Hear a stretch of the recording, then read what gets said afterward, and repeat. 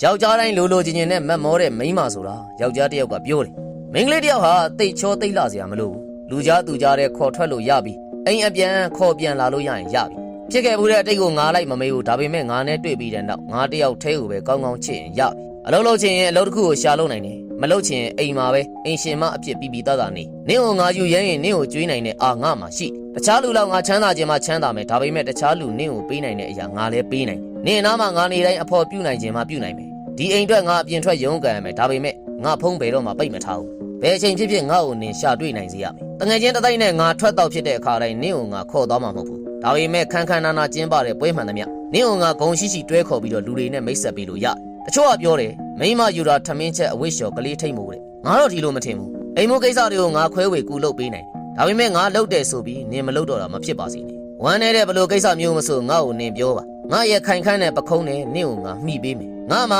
ယောက်ျားမန်ဆိုတာရှိတတ်တယ်အပြင်မှာငါမိတ်ဆွေတငယ်ချင်းတွေရှိမှာငါ့ကိုမျက်နှာသာပေးဖို့မွေးရတယ်အိမ်မှာနင့်ကိုငါမျက်နှာသာပေးထားတယ်နင်ရမ်းရင်းချက်ဖို့ငါမလို့ရင်းချက်တဲ့မိမတယောက်ဟာအယမ်းမောရတယ်ငါ့ကိုနင်ချွဲနွဲလို့ရတယ်နင့်ကိုဂယုစိုက်ကာကွယ်တာဟာငါရဲ့တသက်တာတာဝန်ပါတစ်ချိန်ချိန်မှာငါပတ်စံမရှိသွားတော့တဲ့အခါမှာငါရဲ့အည်ချင်းကိုနင်အကဲမဖြစ်ပါနဲ့ဘဝဆိုတာဘုံလုံးတစ်လက်ငါဖြန်တစ်လက်ပါပဲငါတို့ဖြတ်တန်းနေရတာနေ့ရက်တွေကိုပါငွေကြီးကိုဖြတ်တန်းနေတာမဟုတ်ဘူးမိန်းကလေးတွေလိုချင်တာတိတ်မများပါဘူးယောက်ျားလေးတွေလိုချင်တာလည်းတိတ်မများဘူးလိုချင်တာချင်းတူချင်မှလည်းတူလိမ့်မယ်ဆိုပေမဲ့ချစ်ချင်းမြတ်တာအထွတ်ရှိဖို့တည်တံ့ခိုင်မြဲဖို့တာယာချမ်းမြေ့ဖို့အချင်းချင်းနားလည်မှုရယူနိုင်မှုကတော့တူကြပါလိမ့်မယ်